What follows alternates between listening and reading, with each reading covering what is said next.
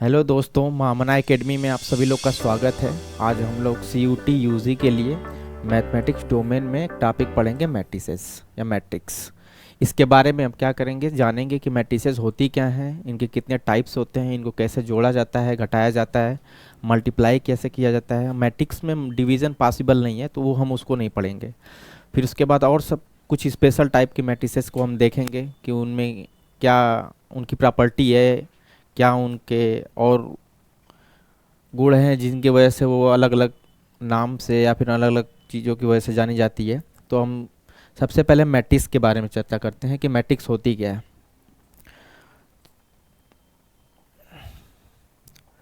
देखिए, मैट्रिक्स क्या है। A set of mn numbers arranged in a form of ordered set of m rows and n column is called m by n matrix। कोई भी ऐसा numbers जिनको एक आर्डर्ड set के फॉर्म में लिखा जाए, जिनमें क्या हो, m रोज हो और n कॉलम्स हो।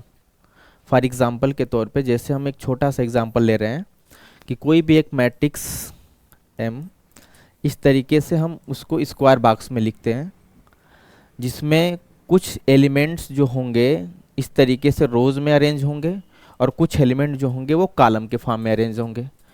इन्हीं को हम क्या कहते हैं, मैट्रिक्स कहते हैं। जैसे यहाँ पे मान लीजिए 1 है, 2 है, 3 है। हमने नंबर्स का अरेंजमेंट किया इस तरीके से, इसको क्या कहते हैं, रोज कहते हैं। और इसी के नीचे जब लिखेंगे 4, 5, 6, तो इनको क्या कहते हैं, कॉलम कहते हैं। इनको क्या कहते हैं, कॉलम कहते हैं। तो कोई भी ऐसे एलिमेंट या एंट्रीज जिनमें रोज और कॉलम के फॉर्म में इस तरीके से स्क्वायर ब्रैकेट के अंदर सिस्टमेटिकली अरेंज किया जाता हो, उसको क्या कहते हैं, मैट्रिक्स कहते हैं। अब मैट्रिक्स में भी एक बड़ी खास बात होती है उसका आर्डर, और एक जनरल मैट्रिक्स को कैसे हम छोटे फॉर्म में रिप्रेजेंट करेंगे, नोटेशन। जैसे कि अगर एक हम जनरल मैट्रिक्स को लिखना चाहें, मैट्रिक्स को जनरली कैपिटल लेटर से रिप्रेजेंट करते हैं। मैट्रिक्स को जनरली कैपिटल लेटर से रिप्रेजेंट करते हैं, जैसे कैपिटल एम हो गया, कैपिटल ए हो गया, कैपिटल बी, इस तरीके से हम जो भी होगा उसको कैपिटल लेटर से रिप्रेजेंट करेंगे। अब मैट्रिक्स में जनरल मैट्रिक्स अगर m बाई एन आर्डर के लिया गया, m बाई एन आर्डर कैसे डिफाइन करते हैं, कितना उसमें नंबर ऑफ रोज है और कितने नंबर ऑफ उसमें कॉलम्स हैं। अगर हम क्या करते हैं, पहले रोज के नंबर्स को लिखते हैं, फिर उसके बाद कॉलम्स के नंबर को लिखते हैं। तो जैसे कि अगर हमको एक जनरल मैट्रिक्स लिखना रहे तो हम कैसे लिखेंगे, इसके अंदर जो भी चीज़ें रहती हैं उनको हम क्या कहते हैं, एलिमेंट या एंट्रीज कहते हैं। उनके एक स्पेसिफिक पोजीशंस होती हैं। जैसे कि अगर पहली रो और पहली कॉलम का एलिमेंट लिखा गया है तो उसको लिखेंगे A11। मतलब इसको हम इस तरीके से शॉर्ट फॉर्म में कह सकते हैं कि जो एक मैट्रिक्स है A, इसको इस नोटेशन से हम रिप्रेजेंट कर सकते हैं, जहाँ पे I क्या बताता है, रोज बताता है, और J क्या बताता है, कॉलम्स को बताता है। तो अगर A11 लिखा है, इसका मतलब पहला रो पहले कॉलम में एलिमेंट है। उसी तरीके से A12 मतलब पहला रो दूसरा कॉलम है। इसी तरीके से A1n मतलब पहला रो और nth कॉलम में, पहला रो और nth कॉलम में लिखा गया। उसी तरह से अगर दूसरा रो लिखेंगे तो A21 लिखेंगे, मतलब दूसरे रो का पहला एलिमेंट और पहले कॉलम में। उसी तरीके से A22, इस तरीके से जाएंगे क्या, A2n। तो ये हमारा हो गया पहला रो, ये हो गया दूसरा रो। ऐसे अगर हमारे पास m रोज हैं तो हम लिखेंगे AM1। AM1 क्या बता रहा है कि mth रोज में पहला एलिमेंट पहले कॉलम में। उसी तरीके से AM2 ये क्या बता रहा है, mth रोज और सेकेंड कॉलम में। ऐसे करते करते अगर हमको अंतिम एलिमेंट लिखना रहेगा तो इसको क्या करेंगे, AMN से रिप्रेजेंट करेंगे। मतलब ये बता रहा है कि mth रो और nth कॉलम का अंतिम एलिमेंट ये AMN, ठीक है। और इसके आर्डर को कैसे लिखते हैं, इसके आर्डर को जनरली यहाँ पे मेंशन करते हैं, इसको लिखते हैं m बाई n और इसको पढ़ते हैं m बाई n, ठीक है। तो कुछ और छोटे छोटे एग्जांपल्स लेते हैं और उनसे क्लियर करते हैं कि आर्डर कैसे लिखा जाता है।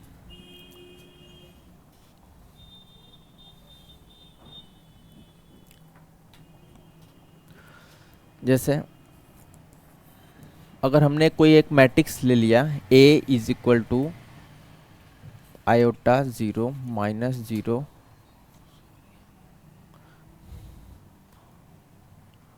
-1 -1 आयोटा। तो इसका अगर आर्डर हम देखेंगे तो क्या होगा, 2/2 होगा, क्योंकि इसमें नंबर ऑफ रोज 2 है, नंबर ऑफ कॉलम भी कितने हैं, 2 है। तो इसका आर्डर कितना हो जाएगा, 2/2। ऐसे इसी तरीके से कोई मैट्रिक्स बी ले लें जिसमें इस तरीके से एलिमेंट हो 0 -1 0 5 4 2 1 3 1। तो इसमें कितने इसके आर्डर, क्या इसको आर्डर को कैसे डिफाइन करेंगे, 3 रोज हैं और 3 कॉलम है, तो इसका आर्डर कितना हो जाएगा, 3/3 हो जाएगा। सी कोई मैट्रिक्स ले लें 1 2 1 0 5 आयोटा। तो ये क्या है, एक मैट्रिक्स है जिसका आर्डर कितना है, 2/3 है। हम पहले क्या करेंगे, पहले नंबर ऑफ रोज को लिखेंगे, फिर उसके बाद नंबर ऑफ कॉलम्स को लिखेंगे, ये वही क्या हो जाएगा, उस मैट्रिक्स का आर्डर हो जाएगा। ऐसे बहुत सारे मैट्रिक्स है, जैसे एक मैट्रिक्स इस तरीके से लिखा हुआ है D = 1। तो ये क्या है, एक 1 आर्डर की मैट्रिक्स, 1/1 आर्डर की मैट्रिक्स है। Number of rose number of column क्या है इसमें, सेम है। ठीक है, अब इसके बाद तो ये बात हो गई आर्डर की, और मैट्रिसेस क्या होती हैं उनके बारे में हो गया। अब चलते हैं इसके बाद टाइप ऑफ मैट्रिसेस पे। सबसे पहला क्या है, रो मैट्रिक्स या रो वेक्टर्स। क्या कहेंगे, a matrix having only 1 row is called a row matrix. ऐसी मैट्रिक्स जिसके केवल केवल एक रोज हो और मल्टीपल्स कॉलम हो, हमसे उससे फर्क नहीं पड़ता है कि उसमें कॉलम कितने, पर रो कितनी होनी चाहिए, एक होनी चाहिए। जैसे एग्जाम्पल के तौर पे कि अगर कोई मैट्रिक्स ए ले लिया गया है, तो अगर इसमें इस तरीके से एलिमेंट हैं 0 1 2 3, तो ये क्या है, एक रो मैट्रिक्स है जिसका आर्डर कितना है, 1/4। मतलब इसमें एक रोज है और 4 कॉलम है, तो ये इसे क्या कहेंगे, रो मैट्रिक्स या रो वेक्टर कहेंगे। इसी तरीके से एक जनरलाइज मैट्रिक्स कोई ले लें। जनरल में अगर रो मैट्रिक्स को रिप्रेजेंट करना होगा तो कैसे लिखेंगे, A11 A12 A13 ... A1n। मतलब ये बता रहा है कि एक रो है और n कॉलम्स हैं, तो ये 1 क्रॉस n की मैट्रिक्स हो जाएगी। तो जनरली हम रो वेक्टर को इस तरीके से या रो मैट्रिक्स को इस तरीके से रिप्रेजेंट करते हैं। अब सेकंड पे आते हैं। सेकंड वाला क्या है, कॉलम मैट्रिक्स। कॉलम मैट्रिक्स नाम से ऑब्वियस है कि उसमें क्या होगा, केवल कुल एक कॉलम होगा और नंबर ऑफ रोज होंगी। एग्जाम्पल के तौर पे देखिए, एक मैट्रिक्स M ले लिए, इसमें 1 2 3 0 इस तरीके से एलिमेंट लिखे गए। तो ये क्या बता रहा है, एक कॉलम मैट्रिक्स बता रहा है। इसका आर्डर कैसे लिखेंगे, इसका आर्डर लिखेंगे 1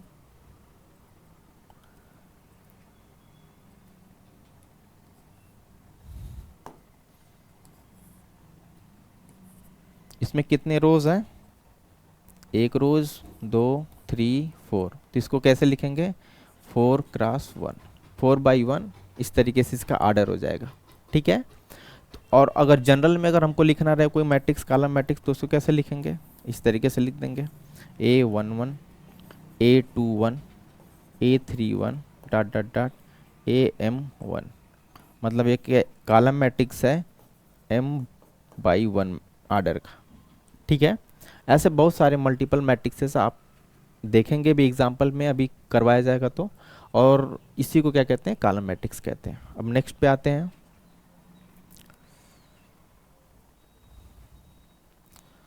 बहुत इंपॉर्टेंट मैट्रिक्स है स्क्वायर मैट्रिक्स।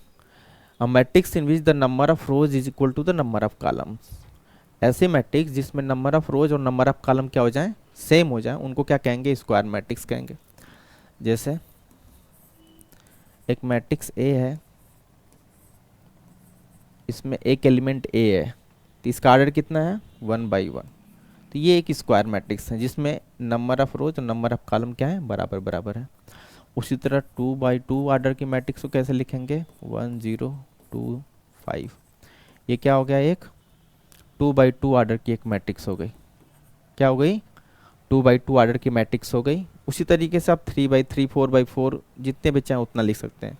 तो अगर हमें जनरल में एक लिखना रहे सी मैट्रिक्स मान लेते हैं, जो जनरल वे में लिखना रहे तो हम उसको कैसे लिखेंगे, A11 A12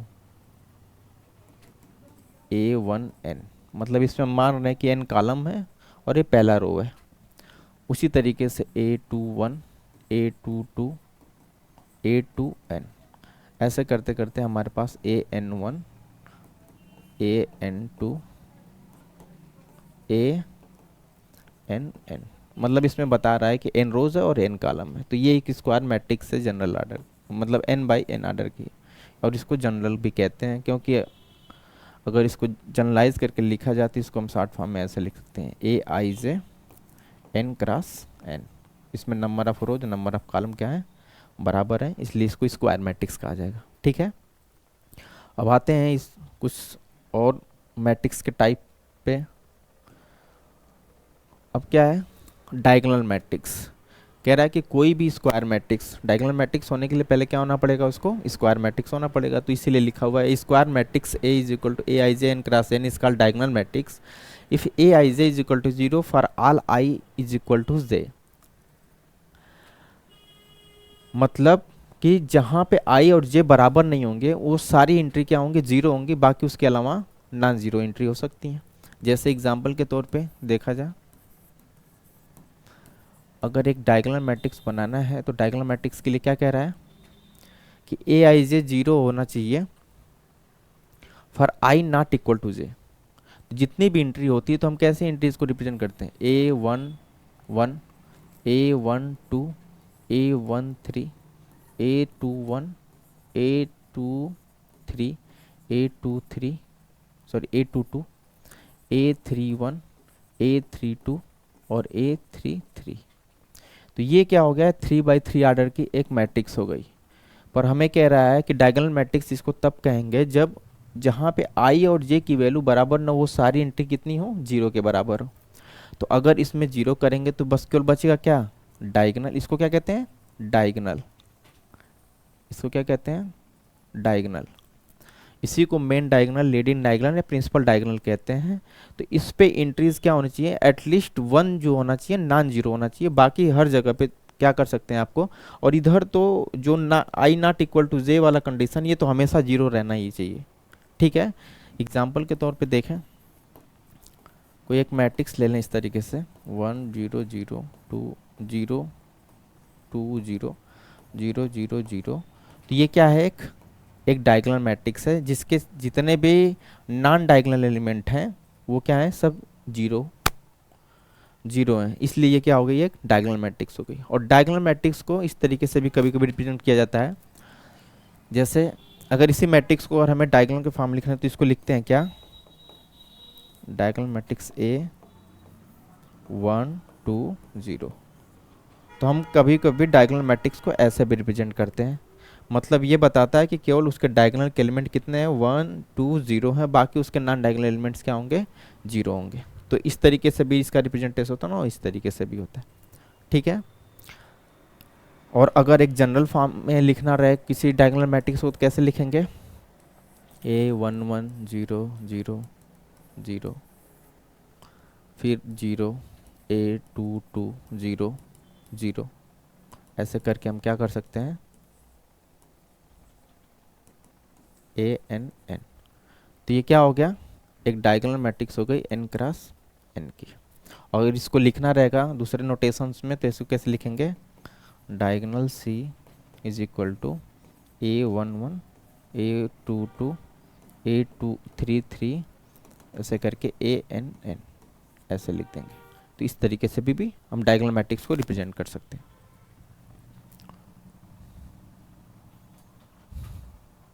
अब आते हैं स्केलर मैट्रिक्स के पास। अब स्केलर मैट्रिक्स क्या है, और diagonal matrix in which all the diagonal element are equal. कैसा मैट्रिक्स है स्केलर, एक डायगोनल मैट्रिक्स है बशर्ते कि उसके सारे डायगोनल एलिमेंट्स क्या होने चाहिए, सेम होने चाहिए। क्या करने का मतलब है, जैसे एक मैट्रिक्स ये है कि इसके अगर सारे डायगोनल एलिमेंट जब भी डायगोनल की बात होगी हम इसी डायगोनल की बात करेंगे, प्रिंसिपल डायगोनल या मेन डायगोनल के बारे में बात करेंगे। इसके सारे एलिमेंट सेम होने चाहिए, जीरो नहीं होना चाहिए, कोई भी नॉन जीरो नंबर होना चाहिए, वो क्या होने चाहिए, सब सेम होने चाहिए। तो इसको क्या कहेंगे, स्केलर मैट्रिक्स कहेंगे। कितने ऑर्डर का, 3/3 ऑर्डर का। उसी तरीके से अगर हमें कोई एक मैट्रिक्स इस तरीके से लिखा हुआ है 5005, तो ये भी क्या है, स्केलर मैट्रिक्स है 2/2। तो स्केलर में क्या खास बात है कि उसके सारे डायगोनल एलिमेंट क्या होने चाहिए, सेम होने चाहिए। ठीक है, अब आगे चलते हैं।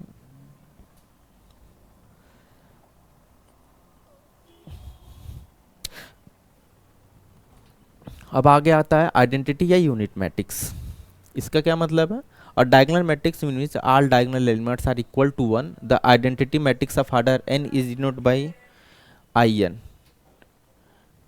इसका मतलब कि जो डायगोनल एलिमेंट अभी स्केलर मैट्रिक्स हमने पढ़ा उस पर क्या होना चाहिए था, सारे एलिमेंट्स सेम होने चाहिए थे, पर यहाँ पे स्पेसिफिक थोड़ा और कर दिया है कि उसके सारे डायगोनल एलिमेंट्स क्या होने चाहिए, सेम तो होने चाहिए, पर केवल क्या होने चाहिए, 1 होने चाहिए। तब हम उसको क्या कहेंगे, आइडेंटिटी या यूनिट मैट्रिक्स कहेंगे। जैसे यूनिट मैट्रिक्स को लिखना रहेगा एक मैट्रिक्स से, तो 1 0 0 1, ये क्या है, यूनिट मैट्रिक्स है। कितने ऑर्डर की, 2/2। ठीक है, उसी तरीके से 3 ऑर्डर की लिखनी रहेगी, तो कैसे लिखेंगे, 1 0 0 0 1 0 0 0 1। तो ये 3/3 ऑर्डर की क्या है, एक आइडेंटिटी मैट्रिक्स है, यूनिट मैट्रिक्स। ठीक है, अगर n ऑर्डर की लिखना रहेगा तो उसके लिए हम नोटेशन यूज़ करते हैं in। मतलब बता रहा है ये in की n ऑर्डर की एक मैट्रिक्स है। ठीक है, इसको डायगोनल एलिमेंट के फॉर्म में ऐसा भी लिख सकते हैं। अगर सेकेंड ऑर्डर के यूनिट मैट्रिक्स को रिप्रेजेंट करना रहेगा तो कैसे लिखते हैं, I2, मतलब उसका ऑर्डर कितना होगा, सेकेंड होगा। ठीक है,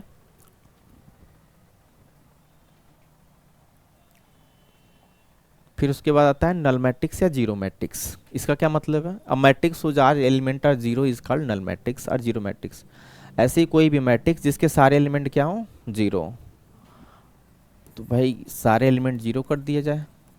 जैसे 0 0 0 0 0 0, तो एक नल मैट्रिक्स है जिसकी सारी एंट्री क्या होनी चाहिए, जीरो होना चाहिए। तो ये नल मैट्रिक्स है और इसका ऑर्डर कितना हो जाएगा, 2/3।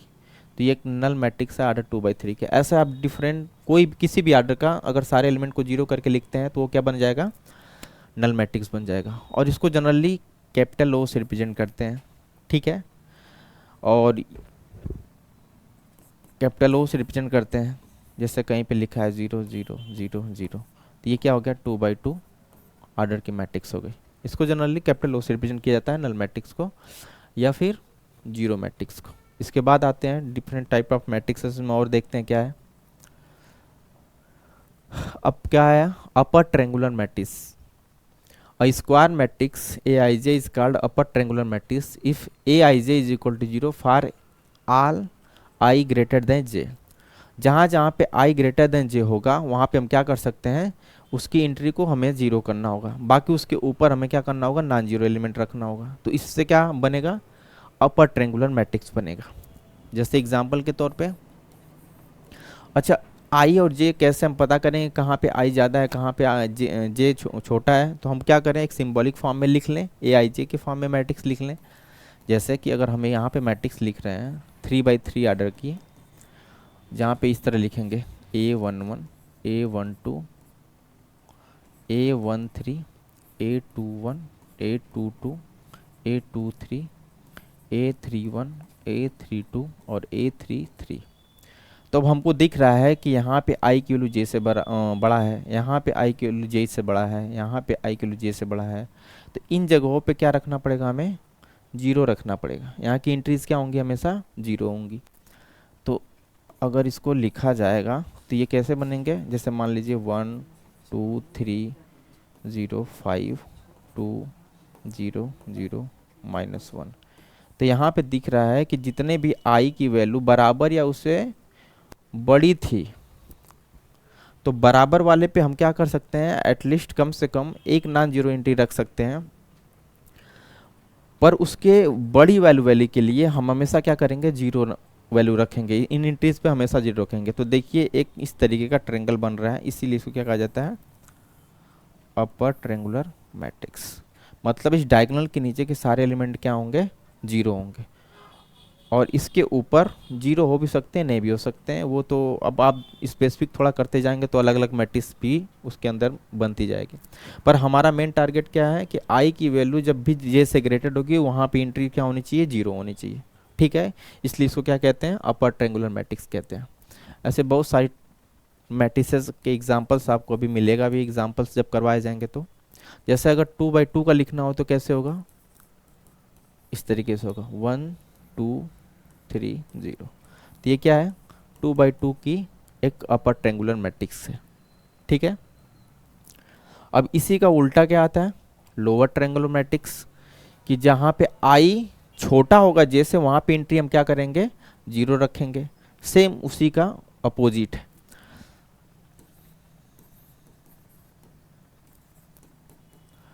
मतलब हमें क्या करना होगा, अब इस डायगोनल के ऊपर के सारे एलिमेंट को क्या करना होगा, 0 करना होगा, और इसके नीचे क्या रहेगा, नॉन जीरोस। ठीक है, तो इससे क्या जनरेट होगा, लोअर ट्रायंगुलर मैट्रिक्स जनरेट होगा। जैसे एग्जांपल के तौर पे अगर लिखें तो एक मैट्रिक्स बी लिख रहे हैं जिसका आर्डर 3/3 बोल रहे हैं, इसका मतलब 1 0 0 -1 2 0 3 4 5। तो ये क्या हो गया, देख रहे हैं कि इस डायगोनल एलिमेंट के ऊपर की सारी एंट्री क्या हो गई, 0 हो गई। क्यों हो गई, क्योंकि यहाँ पे इसका एलिमेंट का अगर नोटेशन लिखेंगे, प्लेस लिखेंगे तो कैसे लिखा जाएगा, A 2 1। तो यहाँ पे J की वैल्यू क्या है, 1 है, और I की वैल्यू 2 है, तो J क्या है, सॉरी ये हमने गलत एंट्री लिखा हुआ है, इसकी एंट्री का नोटेशन होगा क्या, A12। तो यहाँ पे देखिए J की वैल्यू 2 है, I की वैल्यू 1 है, तो J की वैल्यू ऑब्वियस है कि 2 से I से बड़ी है, तो यहाँ पे सारी एंट्रीज क्या हो जाएंगी, 0 हो जाएंगी। इसके अलावा इसके नीचे का आपका नॉन 0 हो सकता है। ठीक है, इस तरीके से लोअर ट्रायंगुलर मैट्रिक्स हो गई। और आगे देखते हैं, अब आते हैं हम लोग किस पे, ऑपरेशन ऑन मैट्रिक्स पे। ऑपरेशन ऑन मैट्रिक्स क्या है कि हम मैट्रिक्स को जोड़ेंगे कैसे, दो मैट्रिक्स अगर दी हुई तो वो आपस में बराबर कैसे होंगी, उनका मल्टीप्लिकेशन कैसे होगा, उनका सब्ट्रैक्शन कैसे होगा। ठीक है, ये सारी बातें हम देखेंगे। तो सबसे पहला है क्या, इक्वलिटी ऑफ मैट्रिसेस, कि दो मैट्रिक्स अगर सेम आर्डर के होंगे तो उनको इक्वल तभी कहा जाएगा जब उनके करस्पॉन्डिंग एलिमेंट्स भी बराबर होंगे।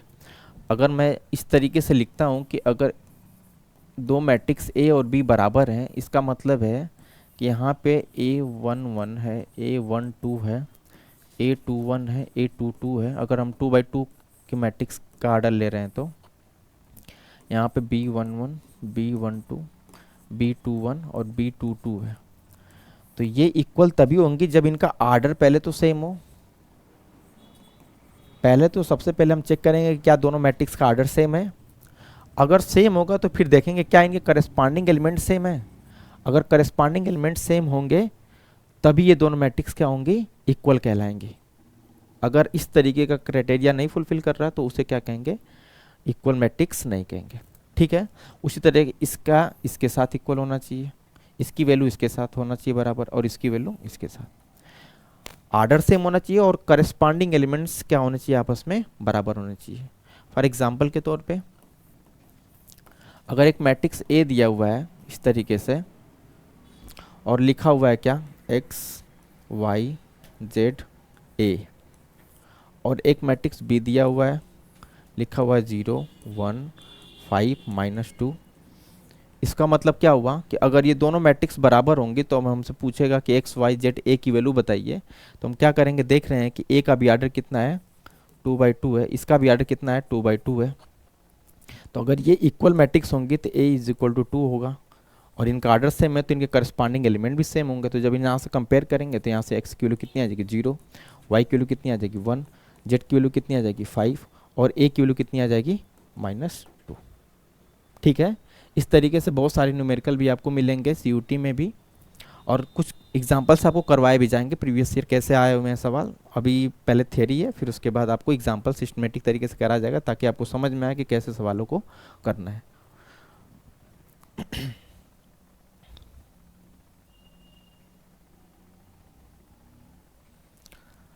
अब उसके बाद आता है क्या, एडिशन ऑफ मैट्रिसेस।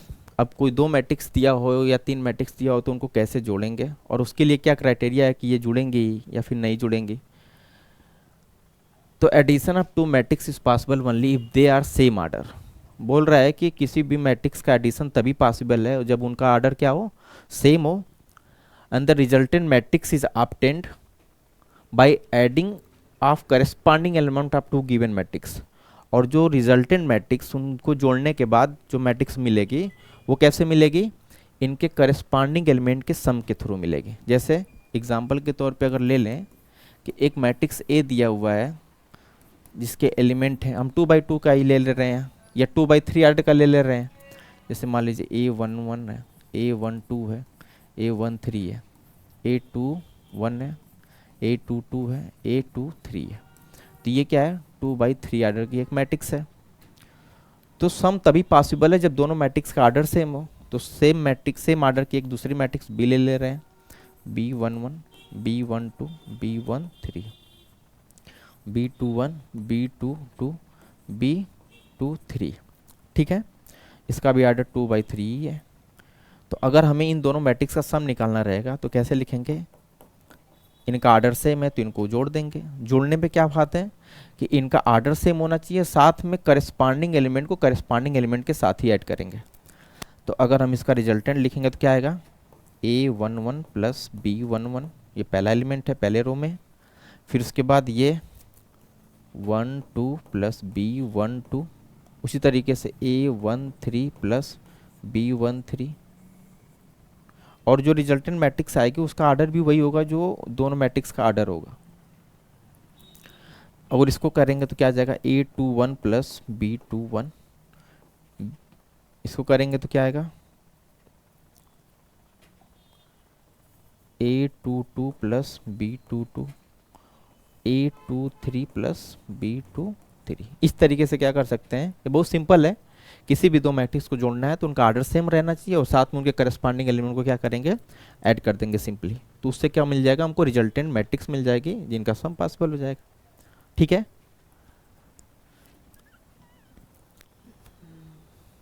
अब कुछ एडिशन के प्रॉपर्टी हैं मैट्रिक्स में। क्या है कि matrix addition is commutative. Commutative का क्या मतलब है कि चाहे आप a प्लस बी करके ऐड करिए, या मतलब ए मैट्रिक्स को पहले बी को बाद में रखिए, या तो फिर बी को बाद पहले और ए को बाद में रखिए, सम हमेशा क्या आएगा, दोनों मैट्रिक्स का सेम आएगा। इसी को क्या कहते हैं, कम्यूटेटिव प्रॉपर्टी कहते हैं।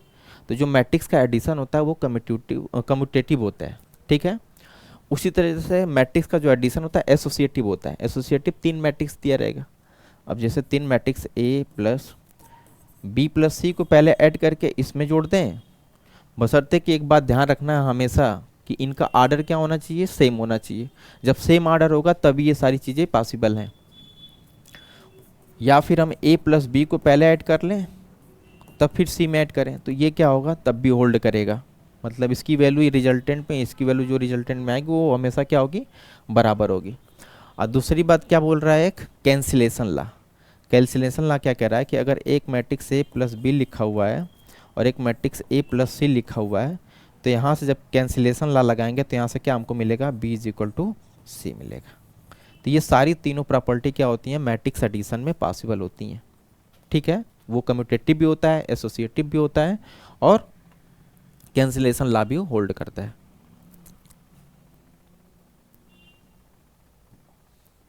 अब सब्ट्रैक्शन ऑफ मैट्रिक्स ऐसे सेम वही पैटर्न है, जैसे जोड़ते हैं उसी तरीके से हम घटाएंगे ही। घटाना भी एक तरीके से क्या है, एडिशन ही है, बशर्ते कि उसमें क्या है, दो इस तरीके से मैट्रिक्स रहेंगी। जैसे एक मैट्रिक्स ए दिया हुआ है जिसका आर्डर मान लीजिए ए आई जे 2x3 लिखा हुआ है, और एक मैट्रिक्स बी लिखा हुआ है बी आई जे 2/3 का। ठीक है, तो अगर हमको ए में से बी को सब्ट्रैक्ट करना है तो उसको कैसे लिखेंगे, ए माइनस बी और इनके करस्पॉन्डिंग एलिमेंट को घटा देंगे इसमें से, तो क्या हो जाएगा ए I J minus B I जे 2/3। तो यहाँ से क्या मिल जाएगा हमको, सब्ट्रैक्शन की हुई मैट्रिक्स मिल जाएगी। करस्पॉन्डिंग एलिमेंट को करस्पॉन्डिंग एलिमेंट से सब्ट्रैक्ट करना है। जैसे A11 पिकअप किए हैं तो यहाँ पे B11 होना चाहिए, अगर यहाँ पे A21 पिकअप किए हैं तो यहाँ पे B21 होना चाहिए। बस इसी तरीके से आराम से घटा देंगे। जैसे एग्जाम्पल के तौर पे एक छोटा सा एग्जाम्पल ले लेते हैं। मान लीजिए एक मैट्रिक्स A लिखा हुआ है 1 2 3 0 5 2 और एक मैट्रिक्स B दिया हुआ है -1 0 8 8 5 -1 2 और हमसे कह रहा है कि B माइनस ए निकालिए। B माइनस ए निकालिए तो सबसे पहले तो चेक करें इसका आर्डर सेम है क्या, हाँ सेम है। 2/3 की दोनों मैट्रिसेस हैं तो इनका सब्ट्रैक्शन पॉसिबल होगा, और सब्ट्रैक्शन पॉसिबल होगा तो इनके करस्पॉन्डिंग एलिमेंट से करस्पॉन्डिंग एलिमेंट को सब्ट्रैक्ट कर देंगे। पर यहाँ पे क्या लिखा हुआ, बी मैट्रिक्स पहले लिखी हुई है, ए मैट्रिक्स बाद में लिखी हुई है, तो पहले बी को लिखते हैं फिर ए को लिखते हैं। तो बी को लिखेंगे तो क्या लिखेंगे, -1 0 8 5 -1 2, इसमें से घटा देंगे किसको 1 2 3 0 5 2 को, तो क्या हमको मिलेगा 1 में से इसको घटाएंगे तो क्या हो जाएगा -2 मिलेगा, इसको घटाएंगे तो क्या बनेगा -2 मिलेगा, इसको घटाएंगे तो 5, इसको घटाएंगे तो 5, इसको घटाएंगे तो कितना मिलेगा -6, इसको घटाएंगे तो कितना मिलेगा 0। तो ये क्या हो गया b माइनस ए हो गया। इसी तरह से अगर a माइनस बी पूछेगा तो a में से b को सब्ट्रैक्ट कर देंगे।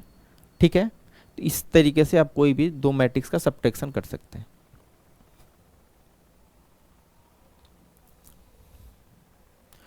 अब अगला टॉपिक क्या है, multiplication of scalar and matrices. किसी भी मैट्रिक्स में अगर किसी स्केलर से मल्टीप्लाई किया जाए तो उसके सारे एलिमेंट में क्या प्रभाव पड़ता है, इसका यही मतलब है कि scalar get multiplied in every element of matrix. कोई भी अगर मैट्रिक्स दी हुई है और किसी भी स्केलर नंबर से अगर उसमें हम मल्टीप्लाई करते हैं तो सीधा सारे एलिमेंट में वो जाके नंबर मल्टीप्लाई हो जाएगा। जैसे कि अगर एक matrix A is equal to A I J M cross N order का मैट्रिक्स ले लिया है, तो अगर हम कोई स्केलर K से, K क्या है, कोई स्केलर है, कोई रियल नंबर हो सकती है, से अगर इसमें हम मल्टीप्लाई करें तो ये क्या होगा, इसके सारे एलिमेंट से जाके वो मल्टीप्लाई हो जाएगा। आर्डर में कोई परिवर्तन नहीं हो रहेगा, आर्डर वही रहेगा, बस वो जाके सारे एलिमेंट में मल्टीप्लाई हो जाएगा। जैसे अगर एक मैट्रिक्स A लिखा हुआ है 1 2 0 1, तो अगर हम निकालना चाहें 5A, मतलब हमें किसी स्केलर 5 का मल्टीप्लाई कर दिए हैं, तो ये 5 जाके सारे करस्पॉन्डिंग एलिमेंट्स में मल्टीप्लाई हो जाएगा। जैसे 5 का इसमें मल्टीप्लाई करेंगे तो 5 हो जाएगा, इसमें करेंगे तो 10 हो जाएगा, इसमें 0, इसमें 5। तो स्केलर का किसी मल्टीप्लिकेशन में मल्टीप्लाई होता है तो बशर्ते वो क्या होता है, सारे एलिमेंट में जाके उतने टाइम्स कर देता है उसको। ऐसे आप कोई भी कर लीजिए, जैसे मान लीजिए 1/2 कोई ले लिया स्केलर, तब हम क्या करेंगे, सारे एलिमेंट में 1/2 का मल्टीप्लाई कर देंगे, तो ये कितना हो जाएगा -1/2, ये कितना हो जाएगा -1 हो जाएगा, और ये कितना हो जाएगा 0, और ये हो जाएगा -1/2। तो ये हो गया बस स्केलर का किसी मैट्रिक्स में मल्टीप्लिकेशन। ठीक है, अब आगे देखते हैं।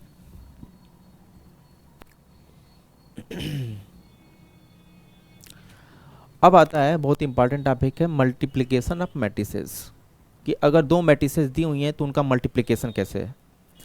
तो सबसे पहले तो हम जो मल्टीप्लिकेशन किताबों में पढ़ते हैं या पढ़ेंगे वो क्या है, रो बाई कॉलम है, रो बाई कॉलम।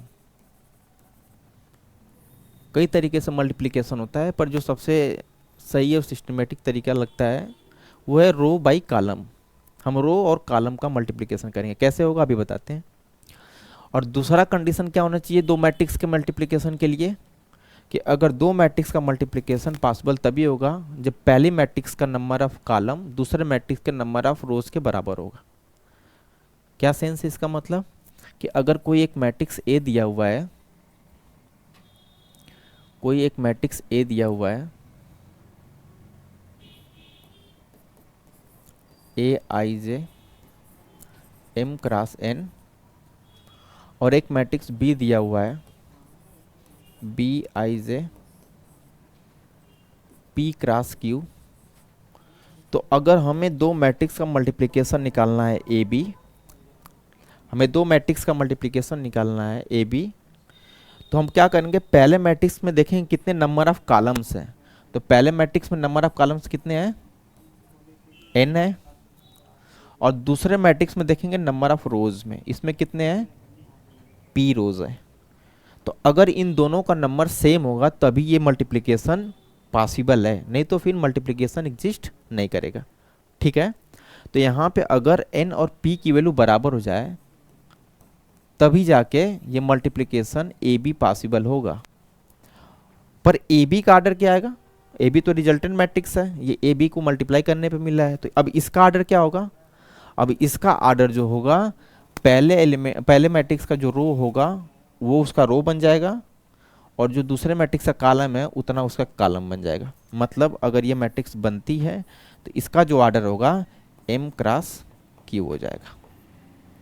तो ये दो बातें ध्यान रखनी है कि हम हमेशा मल्टीप्लिकेशन रो बाई कॉलम से करेंगे, और अगर दो मैट्रिक्स का मल्टीप्लिकेशन करना है तो पहले मैट्रिक्स के कॉलम और दूसरे मैट्रिक्स का रो, उनका नंबर सेम होना चाहिए। अगर सेम हो गया तब जाके क्या होगा, ये मल्टीप्लिकेशन एग्जिस्ट करेगा। और जो रिजल्टेंट मैट्रिक्स होगी उसका जो आर्डर होगा, पहले मैट्रिक्स का जो रो है और दूसरे मैट्रिक्स का जो कॉलम है वही क्या होगा, उसका आर्डर हो जाएगा m क्रॉस q। ठीक है, अगर मान लीजिए इसी जगह कोई कहता है कि b a निकालिए, तो यहाँ पे बी मैट्रिक्स पहले देखिए, मैट्रिक्स हम पढ़ रहे हैं तो ये मैट्रिक्स बेसिकली आर्डरिंग ही है। तो आपको आर्डर का ध्यान रखे रहना है, ऐसा नहीं कि ए बी बी ए बराबर हो जाएगा। तो हमेशा यहाँ पे लिखते वक्त मैट्रिसेस में बहुत ध्यान देना है, क्योंकि वहाँ पे उसके आर्डर्स बड़े इंपॉर्टेंट होते हैं, तो आपको उनका आर्डर ध्यान रखे रहना है। तो बी का आर्डर कितना है यहाँ पे, पी क्रॉस क्यू है। तो अगर हमको बी ए निकालना है मल्टीप्लिकेशन, तो हमको क्या करना पड़ेगा, बी के नंबर ऑफ कॉलम को देखना पड़ेगा, क्या नंबर ऑफ ए के नंबर ऑफ रोज के बराबर है। अगर बराबर होगा तभी मल्टीप्लिकेशन क्या होगा, पॉसिबल होगा। तो अगर हमको बी ए को एग्जिस्ट कराना है तो इसका मतलब जो क्यू की वैल्यू है वो एम के बराबर होनी चाहिए, क्योंकि इसका जो नंबर ऑफ कॉलम है क्यू है और इसका नंबर ऑफ रोज क्या है, एम है। ठीक है, तो अगर यहाँ पे लिख देते हैं छोटा सा m is equal to Q, तब जाके ये क्या होगा, इसका मल्टीप्लिकेशन पॉसिबल होगा। और जो रिजल्टेंट मैट्रिक्स बनेगी बी ए, इसका आर्डर क्या होगा, तो जो पहली मैट्रिक्स बी है उसका नंबर ऑफ रोज कितना है p, और जो दूसरी मैट्रिक्स उसमें नंबर ऑफ कॉलम कितना है n। तो इसका आर्डर बनेगा p क्रॉस n या p बाई n। ठीक है, अब छोटा सा कोई एग्जांपल ले लेते हैं जिससे हमको पता चले कि कैसे इसका मल्टीप्लिकेशन हो रहा है और कैसे रो बाई कॉलम से कर रहे हैं।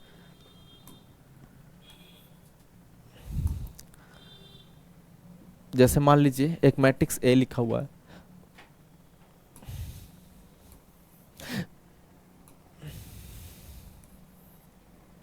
One minus one zero two five one, इसका आर्डर कितना है, टू बाई थ्री है। और एक मैट्रिक्स बी ले लेते हैं, three one zero zero minus one five two one zero. ठीक है ना, हम क्या कर लिए, एक मैट्रिक्स बी ले लिए जिसका आर्डर थ्री बाई थ्री है। तो हमको सबसे पहले निकालना है ए बी, देखना है क्या ए बी एग्जिस्ट करेगा।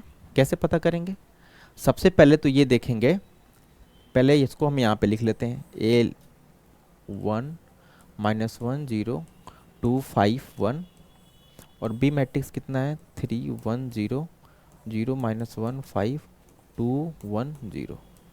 ठीक है, तो पहले मैट्रिक्स का आर्डर कितना है, टू बाई थ्री है।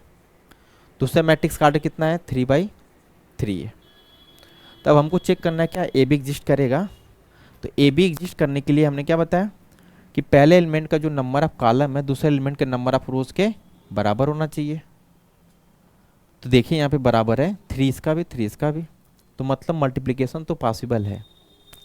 और मल्टीप्लिकेशन अगर पॉसिबल है तो इसको कैसे करेंगे, और जो रिजल्टेंट मैट्रिक्स आएगी उसका आर्डर कैसे आएगा, उसका आर्डर आएगा इस वाले मैट्रिक्स में नंबर ऑफ रोज कितने हैं, टू, और इस वाले मैट्रिक्स में नंबर ऑफ रोज कितने हैं, कॉलम कितने हैं, थ्री। तो इस मैट्रिक्स का आर्डर आ जाएगा टू बाई थ्री, इस मैट्रिक्स का आर्डर कितना आ जाएगा, टू बाई थ्री। और रो बाई कॉलम से कैसे करेंगे, हम इस पहली रो का मल्टीप्लिकेशन किसमें करेंगे, इनके करस्पॉन्डिंग एलिमेंट से, और उनका सम कर देंगे। तो जो एलिमेंट आएगा हम उनको यहाँ पे लिखेंगे। जैसे 1 का मल्टीप्लाई 3 में होगा, -1 का मल्टीप्लाई 0 में होगा, 0 का मल्टीप्लाई 2 में होगा, और उनको फिर ऐड कर देंगे। ये तो 1 और 3 का मल्टीप्लिकेशन 3 हो जाएगा, -1 और 0 का मल्टीप्लिकेशन 0 हो जाएगा, और 0 का 2 के साथ मल्टीप्लिकेशन 0 हो गया। तो ये पहला रो पहली कॉलम के साथ एलिमेंट मल्टीप्लाई किए, तो हमारा ये पहला एलिमेंट आया ए बी मैट्रिक्स का। उसी तरीके से अब हम क्या करेंगे, पहले रो को दूसरे कॉलम से करेंगे, इसीलिए हमने बोला था कि रो बाई कॉलम करेंगे।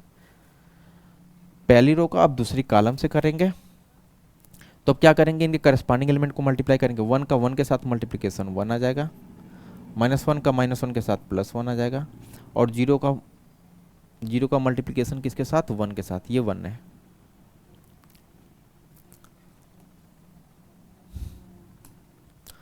ये 1 है, तो 0 का मल्टीप्लिकेशन 1 के साथ 0 दे देगा। तो ये क्या हो गया, दूसरा एलिमेंट आ गया। उसी तरीके से इस पहली रो का अब तीसरी कॉलम से करेंगे, तो 1 का मल्टीप्लाई 0 में तो 0 आ गया, -1 का मल्टीप्लाई 5 में तो -5 आ गया, और 0 का मल्टीप्लाई 0 में तो कितना आ गया, 0 आ गया। बस अब क्या करेंगे, सेकेंड कॉलम को पकड़ेंगे और फर्स्ट रो में, सेकेंड रो को फर्स्ट कॉलम से करेंगे। तो क्या करेंगे, 2 का मल्टीप्लाई 3 में तो 6 आ जाएगा, 5 का मल्टीप्लाई 0 में तो 0 आ जाएगा, और 1 का मल्टीप्लाई 2 में तो 2 आ जाएगा। समझ में आ रहा बात। उसी तरीके से सेकेंड रो का सेकेंड कॉलम में करेंगे, तो 1 का मल्टीप्लाई 2 में तो 2, 5 का मल्टीप्लाई -5 में तो -5, और इसका इसमें करेंगे तो +1 आ जाएगा। अब सेकेंड रो का थर्ड कॉलम में मल्टीप्लाई करेंगे तो 2 इंटू 0 0 हो जाएगा, और 5 इंटू 5 25 हो जाएगा, और 1 का 0 में 0 हो जाएगा। और ऑब्वियस सी बात है कि अभी हमने बताया था कि जो रिजल्टेंट मैट्रिक्स आएगी क्या आएगी, 2/3 आर्डर की आएगी, 2/3 आर्डर की आएगी। तो ये तो पता ही चल गया ना कैसे हो रहा है, कि इसमें जो नंबर ऑफ रोज है और इसमें जो नंबर ऑफ कॉलम है वो रिजल्टेंट मैट्रिक्स का वही आर्डर बन जाएगा। ठीक है, तो अगर इसको थोड़ा सिंप्लीफाई करके लिखा जाए कैसे हो जाएगा, इधर लिख देते हैं।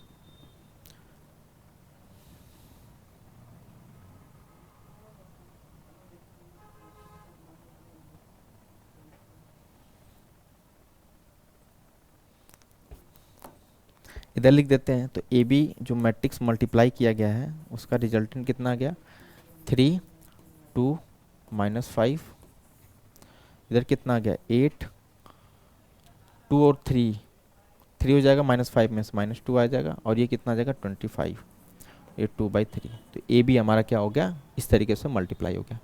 ठीक है, अगर कोई पूछे कि बी ए की वैल्यू कितना होगा, बी ए की वैल्यू कितना होगा, तो भाई बी ए में देखिए नंबर ऑफ पहले मैट्रिक्स का जो कॉलम बी, ये बी वाली मैट्रिक्स है, हम इसको पूरा लिख नहीं रहे पर बता रहे हैं, ये बी वाली मैट्रिक्स है। इसका आर्डर कितना दिया है 3/3, और ए का आर्डर कितना दिया है, ए वाली मैट्रिक्स का आर्डर दिया है 2/3।